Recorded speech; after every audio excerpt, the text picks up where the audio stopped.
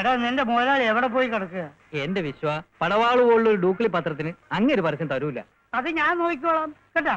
അങ്ങേരെ കണ്ട് ഒരു പരസ്യം ഒപ്പിക്കാതെ ഞാൻ ഇവിടുന്ന് പോകുന്ന പ്രശ്നമേ അതിന് വിളിക്കും.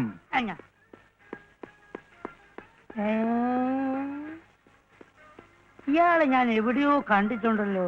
ഞാനും കണ്ടിട്ടുണ്ടല്ലോ. എവിടെ വെച്ച്? കുറച്ചു മുമ്പ് അലക്സ് എന്ന ആളെ അന്വേഷിച്ച് റൂമിലേക്ക് പോയപ്പോ. അന്ന് അരവിന്ദാക്ഷൻ സാറിന്റെ വീട്ടിൽ വന്ന ഡിറ്റക്റ്റീവ്. സാർ സാർ 1 മണിക്കൂർ അല്ല 1 മിനിറ്റ്. ഇൻവെസ്റ്റിഗേഷൻ അറിഞ്ഞതാണല്ലേ? അറിയാം. ഇൻവെസ്റ്റിഗേഷൻ? എന്ത് ഇൻവെസ്റ്റിഗേഷൻ? ഈ നാട്ടിലെ ഒരു പ്രമുഖ പത്രപ്രവർത്തകൻ എന്ന നിലയിൽ എന്നിൽ നിന്നും ആർക്കും ഒന്നും ഒളിച്ചു വയ്ക്കാൻ സാധ്യമല്ല. സാർ ഒരു പ്രൈവറ്റ് ഡിറ്റക്റ്റീവ് ആണെന്നും കസ്റ്റംസ് ഓഫീസർ അരവിന്ദാക്ഷൻ സാറിന് ചില രഹസ്യ വിവരങ്ങൾ കൈമാറുന്നുണ്ടെന്നും കേസ് പിടിക്കാൻ സഹായിക്കുന്നുണ്ടെന്നും അരവിന്ദാക്ഷൻ സാർ എന്നോട് പറഞ്ഞിട്ടുണ്ട്. അതൊക്കെ വെറും നിസ്സാര കാര്യങ്ങളല്ലേ? സാറിനെ കുറിച്ചുള്ള ഒരു ഇന്റർവ്യൂ ഞാൻ എന്റെ പത്രത്തിൽ പ്രസിദ്ധീകരിക്കാം. ഓൺ ദ വേ ഞാൻ എന്നെ പരിചയപ്പെടുത്താൻ മറന്നു. ഞാൻ വിശ്വനാഥൻ, വയലാർ വിശ്വനാഥൻ, ഗർജിക്കുന്ന പടവാൾ പത്രത്തിന്റെ ആൾ ഇൻ ആൾ. തൽക്കാലം ഇന്റർവ്യൂ ഒന്നും വേണ്ട. അതെന്താ? ഈ പ്രൈവറ്റ് ഡിറ്റക്റ്റീവിന്റെ ജോലി എന്ന് പറയുന്നത് വളരെ രഹസ്യമായ അന്വേഷണം നടത്തുന്ന, അത് പരസ്യമാക്കാൻ പാടില്ല. അതെന്റെ പ്രൊഫഷനെ ബാധിക്കും. അത് എന്നെ പോലെ വിവരമുള്ളവർക്കല്ലേ മനസ്സിലാവൂ. ഞാൻ വിക്രമൻ, ഹോട്ടൽ സീവേഴ്സിന്റെ ഓണർ. ഹലോ. ആര്? ഓണർ നിർത്തിയിരിക്കുന്ന റിസപ്ഷനിസ്റ്റ്. അയ്യേ. അത് പോട്ടെ. പിന്നെ അരവിന്ദാക്ഷൻ സാറിനെ പ്രത്യേകിച്ച് അന്വേഷിച്ചിരിക്കാം. ഓ, ഒരു റിവാർഡിന്റെ കാര്യത്തിനായിരിക്കും. പുള്ളിയുടെ കെയർ ഓഫിൽ സർക്കാരിൽ നിന്ന് എനിക്കൊരു 20 lakhs rupees കിട്ടാനുണ്ട്. 20 lakhs? അതെ. 20 lakhs എന്ന് പറയുമ്പോ എത്ര കോടി രൂപയാ? വിട്.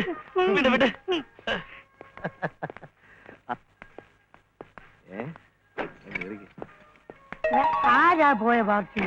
എക്സ്പോർട്ടർ കറിയാച്ചൻ, കൈ ചൂണ്ടിക്കറിയാച്ചൻ, റൂം നമ്പർ 303. പടവാളുള്ള പത്രത്തിനൊന്നും ഇന്റർവ്യൂ വരൂല. കാണുന്ന പോലെയൊന്നും അല്ല. Decent party sir. പോടെ. അയാളുടെ കൂടെ പോയതാരാണ്? അയാളുടെ ഭാര്യ. ഭാര്യയോ? അയാളുടെ ഭാര്യ വെച്ചിട്ട് 10 വർഷമായി. ഇത് കേസ് വേറെയാണല്ലോ. What a sensation news. Hotel സീവേഴ്സിൽ വ്യവസായ പ്രമുഖനായ കൈചൂണ്ടിക്കറിയാച്ചന്റെ രതിലീലകൾ. നാളെ എന്റെ പത്രം 500 കോപ്പി എക്സ്ട്രാ ചിലവാകും. എന്റെ ജോലിയായിരിക്കും. ജോലി തെറിക്കട്ടെ. സത്യസന്ധനായ ഒരു പത്രപ്രവർത്തകന്റെ ധീര കടമ ഞാൻ നിർവഹിക്കും. ഞാൻ റിപ്പോർട്ട് ചെയ്യണം. എന്റെ ജോലി ഒരു യഥാർത്ഥ പത്രപ്രവർത്തകന്റെ ആത്മാർത്ഥമായ കടമയാണ് പത്രപ്രവർത്തനത്തിലുള്ള സത്യസന്ധത. ചേട്ടന്റെ മുഖം കണ്ടാൽ അറിയാം. മുഖം നോക്കാതെ എന്തും തുറന്നെഴുതുന്ന കരുത്തനായ ആദർശധീരനായ ഒരു പത്രാധിപരാണെന്ന്. വിവരമുള്ളവർ പറയുന്നത് കേട്ട് പഠിക്കണേ. ചേട്ടൻ വാ, കാര്യമുണ്ട്. എല്ലാം വിശദമായിട്ട് പറയാം. എന്റെ ജോലി മുതലാളിയോട് പറഞ്ഞ് പരസ്യം ഞാൻ ശരിയാക്കി. ആദ്യം ഈ പരസ്യം ശരിയാവട്ടെ, എന്നിട്ട് മതി മറ്റേ പരസ്യം കേട്ടാ.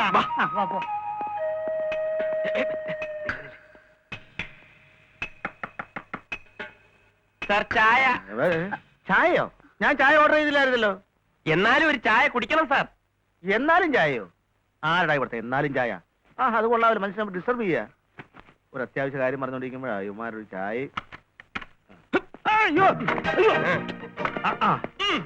നീ എന്താ ഇവിടെ? കാര്യമുണ്ട്, പറയാം.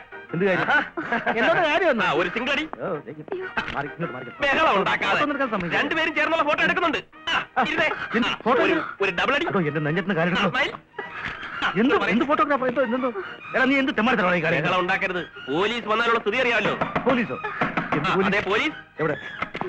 പോലീസല്ല, താഴേന്ന് ബഹളം കേട്ടാ ഞാൻ ഓടി വരുന്നത്. ദയവ് ചെയ്ത് നിങ്ങൾ ഈ റൂം ഒന്ന് ഒഴിഞ്ഞു തരണം. എന്റെ ജോലി പോകുന്ന കേസാ. എടാ, നിന്റെ ഉദ്ദേശം എന്താണെന്ന് പറയാം. ഇദ്ദേഹം പടവാൾ നാളത്തെ പടവാൾ പത്രത്തിന്റെ ഫ്രണ്ട് പേജിൽ നിങ്ങൾ രണ്ടുപേരും ഒരു ഫാമിലി ഫോട്ടോയും കൂടെ ഒരു ന്യൂസ് ഉണ്ടാവും. ചതിക്കരുത്. ഞാൻ എന്ത് വേണമെങ്കിലും ചെയ്യാം സാറേ. എന്റെ മാനം പോകും. ഞാനുള്ളവനല്ലേ മാനം. ഞാൻ കാല് പിടിക്കാം. എഴുന്നേൽക്കണം. ഒന്നുമില്ലെങ്കിലും താരാ സെക്രട്ടറിയുടെ ഫാദർ അല്ലേ? വഴിയുണ്ടാക്കാം. ഒന്നും വന്നേ. എന്തിനാണ് അത്? ശരിയാവത്തില്ലല്ലോ. എന്തിനാ? ചതിക്കരുത്. ഒന്നും പറയണ്ട. കേട്ടോ എന്ത് ചെയ്യും? ബാക്കി കാര്യം ഞാൻ പറയാം. ഇതിന്റെ സന്തോഷ സൂചകമായിട്ട് ഞാനൊരു ഗംഭീര പാർട്ടി തരും. അതെല്ലാം കൊള്ളാം. പക്ഷെ ഈ ഹോട്ടൽ വെച്ച് വേണ്ട, വേറെ ഏതെങ്കിലും നല്ല ഹോട്ടൽ വെച്ച് മതി. ഓക്കെ. ആരുടെയും മുഖം നോക്കാതെ എല്ലാം തുറന്നെഴുതുന്ന ഒരു പത്രപ്രവർത്തകനാണ് ഞാൻ. എന്റെ 14 വർഷത്തെ പത്രപ്രവർത്തനത്തിനിടയിൽ ആദ്യമായി ഞാൻ എന്റെ പത്രത്തിന്റെ ചാരിത്രം നശിപ്പിച്ചു. എനിക്കിത് മറക്കണം. ആ, എല്ലാം മറക്കാൻ വേണ്ടിയല്ലേ നമ്മൾ ഇവിടെ കൂടിയിരിക്കുന്നത്. അമ്മാവൻ തെറ്റിദ്ധരിക്കരുത്, ഞാനൊരു സ്ഥിരം മദ്യപാനിയൊന്നുമല്ല. കല്യാണത്തിന് ശേഷം ഇത് തുടരണമെങ്കിൽ അമ്മാവൻ പറയണം. പിന്നൊരു കാര്യം, അമ്മാവൻ ഇതൊന്നും പോയി താര എടുത്ത് പറയരുത്. പറയോ? പറയൂ. ഇല്ല പറയത്തില്ല. അപ്പോ നമുക്ക് എപ്പ കല്യാണം നടത്താം? നമുക്കോ? അതല്ല, ഞാനും താരയും തമ്മിലുള്ള കല്യാണം എപ്പം നടത്താമെന്ന്. ആ ഇതെനിക്കൊന്ന് ആലോചിക്കണം. അവിടെ ആലോചിച്ചോണ്ടിരുന്നോ?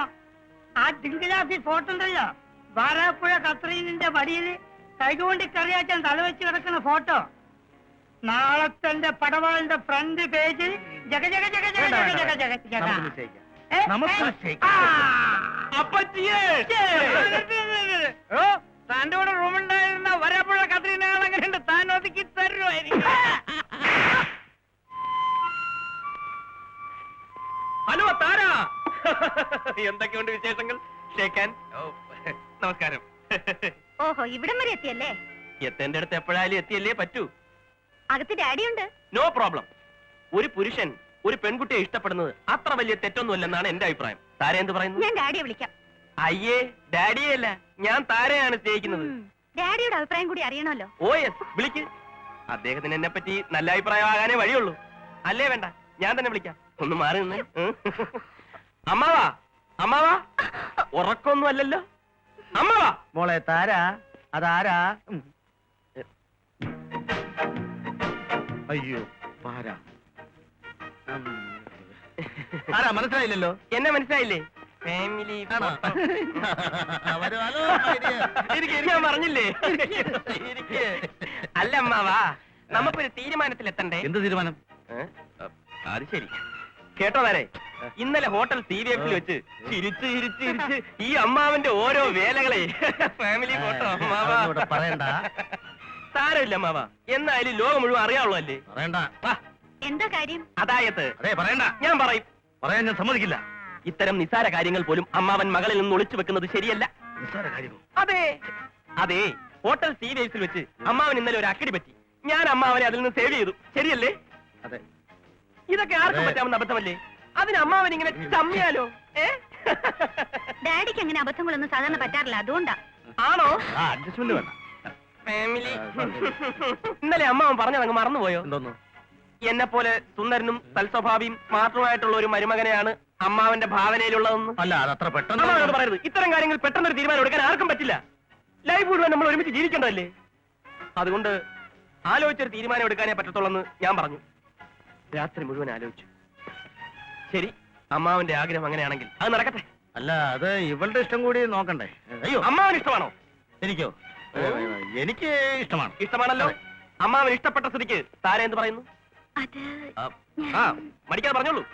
അത് ഡാഡിക്ക് ഇഷ്ടമാണെങ്കിൽ എനിക്കിഷ്ടം. അതിനിടയ്ക്ക് ആ പടവാളുകാർ വന്നിരുന്നു. പടവാളോ? പത്രം. അവർക്ക് ഈ ഫോട്ടോ വേണമെന്ന് ഫ്രണ്ട് പേജിൽ ഇടാൻ 25,000 രൂപ വരെ ഓഫർ ഉണ്ടായിരുന്നു. ഞാൻ പറഞ്ഞു പറ്റത്തില്ലെന്ന്. ചതിക്കരുത്. ചില കാര്യങ്ങൾ തീരുമാനമാകാനുണ്ട്, അത് നടന്നില്ലെങ്കിൽ തരാമെന്ന് പറഞ്ഞു. നടക്കും. ഉറപ്പ്? ഉറപ്പ്. ടൈമായില്ല. ടോണി, ഞാൻ നിങ്ങളുടെ കാല് പിടിക്കും. ആ പട്ടരെ കുറിച്ചുള്ള ഡീറ്റെയിൽസ് തന്നേ പറ്റൂ. അയാൾ എവിടെയാണെന്നൊന്നും എനിക്ക് അറിഞ്ഞുകൂടാന്ന് ഞാൻ എത്ര പ്രാവശ്യം പറഞ്ഞു. ഇതൊക്കെ സാർ വെറുതെ പറയുന്നതാണെന്ന് നമുക്ക് എല്ലാവർക്കും വ്യക്തമായിട്ട് അറിയാം. 3 ദിവസത്തിനുള്ളിൽ പട്ടരെ കുറിച്ച് എന്തെങ്കിലും ഡീറ്റെയിൽസ് കൊടുത്തില്ലെങ്കിൽ ഞാൻ സസ്പെൻഷനിലാവും. സാറ് സമാധാനായിട്ടിരിക്കൂ. എല്ലാറ്റിനും ഞാനൊരു വഴി ഉണ്ടാക്കാം. ഞാൻ സംസാരിക്കാം. സാർ അങ്ങോട്ട് പോയി സംസാരിച്ചാൽ ആകെ കുളമാകും. ഞാൻ തന്നെ ഒരു മയത്ത് സംസാരിച്ച് ഞാൻ തന്നെ ഹാൻഡിൽ ചെയ്തോളാം. ഓക്കെ? മോനെ മോനെ, നീ എന്നോട് മാത്രം സത്യം പറ. ആ പട്ടണം എവിടെയുള്ളത് എന്നിട്ട് ഞാൻ ബാക്കി എല്ലാവരോടും പറഞ്ഞോളാം. ഒരു പ്രൈവറ്റ് ഡിറ്റക്റ്റീവിന് അവരുടെ സീക്രട്സ് അങ്ങനെ റിവീൽ ചെയ്യാൻ പാടില്ല. ആ. ഞങ്ങളുടെ പ്രൊഫഷന്റെ പോളിസി അതാണ്. ആ പട്ടര് സ്വർണം കൊണ്ടുവരുന്നുണ്ടെന്ന് റോണിക്ക് വിവരം കിട്ടിയല്ലോ. ആ വിവരമാണല്ലോ ഞാൻ അദ്ദേഹത്തെ ധരിപ്പിച്ചത്. പട്ടരുടെ പാസ്പോർട്ടിൽ ഉണ്ടായിരുന്ന കള്ള അഡ്രസ് ആയിരുന്നു. അയാൾ എവിടെയാണെന്നുള്ള വിവരം ഒരു പ്രൈവറ്റ് ഡിറ്റക്റ്റീവ് റോണിയെ കൊണ്ട് മാത്രമേ കണ്ടുപിടിക്കാൻ കഴിയൂ. പട്ടരെ കാണിച്ചു കൊടുത്തോടി എന്റെ ജോലി കഴിഞ്ഞു. കസ്റ്റംസ് കസ്റ്റഡിയിൽ നിന്ന് ചാടിപ്പോയത് എന്റെ കുഴപ്പം കൊണ്ടാണോ? എന്നൊക്കെ പറഞ്ഞ പട്ടരുടെ വീട് എവിടെയാണ്, അയാൾ ആരെ ഏജന്റാണ് എന്നൊക്കെ ഒരു ഡീറ്റെയിൽ കിട്ടിയ ആ പാവം മാനസികമായിട്ട് തളർന്നിരിക്കുകയാണ്. മോനെ അയാൾ എങ്ങനെയെങ്കിലും രക്ഷപ്പെടട്ടെ. ഞാനൊരു പുതിയ കേസ് അന്വേഷണത്തിലാണ്. അതിനിടയിൽ ഇതുകൂടെ കണ്ടുപിടിക്കാൻ പറ്റത്തില്ല. പിന്നെ താനല്ലാതെ വേറെ ആര് കണ്ടുപിടിച്ചിട്ടാണ്? തന്റെ കുളമാക്കരുത്, ഞങ്ങൾ മാന്യമായി സംസാരിച്ചുകൊണ്ടിരിക്കുക. അയാളുടെ ജോലി തെറിക്കുന്ന പ്രശ്നമാണ്. എങ്ങനെയെങ്കിലും ഹെൽപ്പ് ചെയ്തേ പറ്റൂ. എല്ലാവരും സാറിന് ഞങ്ങൾ വിടില്ല. Please, മോനെ. അയ്യേ, ഞാനെന്തോ ചെയ്യാനാ? ചുമ്മാ. അയ്യോ, കർത്താവേ, ഇവന്മാരുടെ കയ്യിൽ നിന്ന് രക്ഷപ്പെടാൻ എന്താ ഒരു വഴി? നടക്കില്ല സാർ. അവനൊരു പാട് ലുക്കുണ്ടല്ലേ. രക്ഷപ്പെടാൻ ഇത് എന്റെ വഴി. പറയാം. പട്ടരിപ്പ ആരുടെ കസ്റ്റഡിയിലുണ്ടെന്ന് മാത്രം പറയാം. ദോ, ആ കാണുന്ന 6-6 അടി പൊക്കമുള്ള ആ താടിക്കാരനില്ലേ, അയാളെ കസ്റ്റഡിയിലുണ്ട്.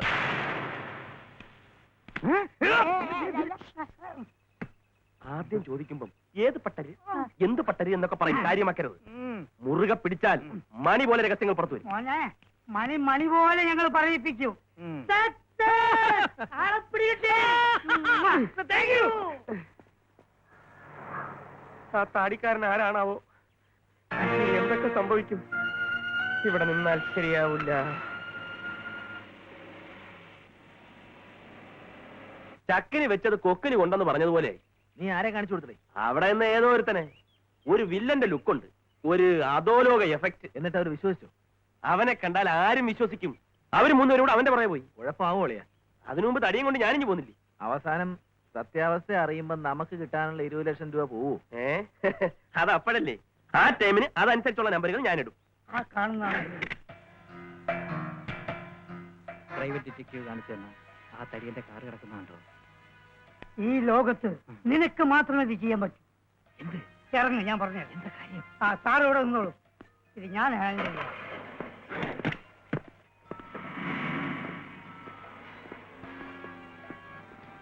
ഞാനും അരവിന്ദാക്ഷൻ സാറും ഇവിടെ നിന്ന് വാച്ച് ചെയ്തോളാം. നീ അകത്ത് പോയി നോക്കിയിട്ട് വാ.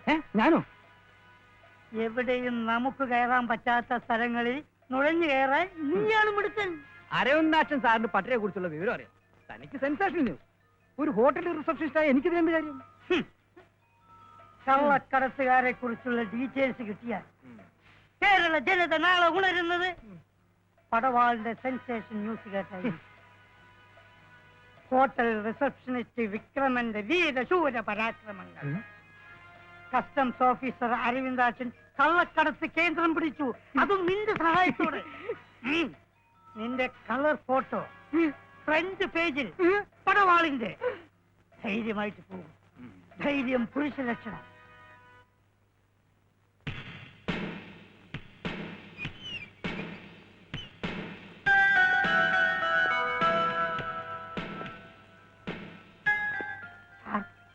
അവൻ അകത്ത് കടന്നിരിക്കുന്നു. ഞാൻ കണ്ടു.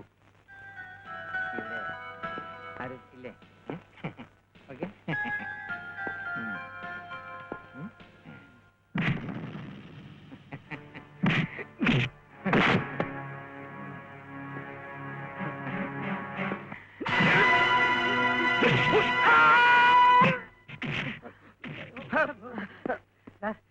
അവിടെ കാര്യമായിട്ട് എന്തോ ഡിസ്കഷൻ നടന്നുകൊണ്ടിരിക്കുക.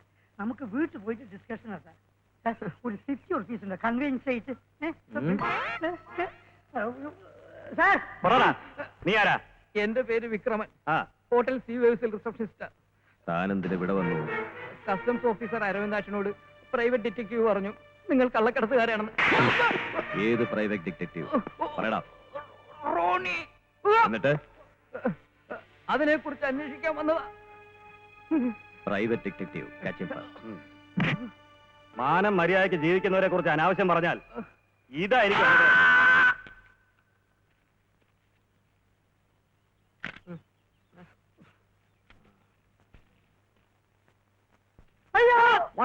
നീ ജീവനോട് വന്നോ? Cool down, cool down. നിന്റെ ശവം തന്ത്രപൂർവ്വം ഇവിടെ എങ്ങനെ എത്തിക്കുമെന്ന് ഞാൻ സാറ് ആലോചിച്ചുകൊണ്ടിരിക്കുകയായിരുന്നു. അല്ലേ സാറേ? അല്ലേ? Cool down, cool down. അവർ നിന്നെ ശരിക്കും തല്ലിയോ വിക്രമ? ഉണ്ടാവും സാർ, ഉണ്ടാവും. പിന്നെ മാനമര്യാദ കഴിഞ്ഞവരെ കള്ളക്കടത്തുകാരാന്ന് പറഞ്ഞ ആരെങ്കിലും വെറുതെ വിടുവോ? അവര് കള്ളക്കടത്തുകാർ തന്നെയാ. അവര് കള്ളക്കടത്തുകാരായിരുന്നെങ്കിൽ പണ്ട് എന്നെ തല്ലിക്കൊന്ന് കടലിലെറിഞ്ഞാനെ. അവര് ഡീസന്റ് പാർട്ടീസാ. എന്നിട്ടും തല്ലിയോ? അത് തന്നെ ഡീസന്റ് എന്ന് പറഞ്ഞത്. എന്റെ വാച്ചൊന്നും അവര് ഊരി എടുത്തില്ലല്ലോ. നമ്മളെ ഇവിടെ വന്ന് ആക്രമിക്കാൻ വന്നവരുടെ കൂട്ടത്തിലുണ്ടായിരുന്ന 2-3 പേർ അവിടെ ഉണ്ടായിരുന്നു എനിക്കൊരു ഇനി സംശയം. അങ്ങനെ സംശയം ബാക്കിയുണ്ടെങ്കിൽ രണ്ടുപേരും കൂടെ പോയിട്ട് അവിടെ അന്വേഷിച്ചാൽ മതി. എനിക്ക് ഹോട്ടലിൽ നിന്ന് കിട്ടുന്നത് കൊണ്ട് ഞാൻ എങ്ങനെയെങ്കിലും ഒതുങ്ങി കഴിഞ്ഞോളാം. ഓ, Please, പതുക്കെ പോണം. പാവം നല്ല ക്ഷീണം കാണും. കുറച്ച് കുഴമ്പ് വാങ്ങി തടവി കൊടുക്കട്ടെ. ഛെ, ഒരു 50 രൂപയുണ്ട് കൺവെൻസ്. ഉം. കുഴമ്പിനാ കസ്റ്റംസിലും നാറികളുണ്ടെന്ന് പറയുന്നത് വളരെ ശരിയാ. കഷ്ടം.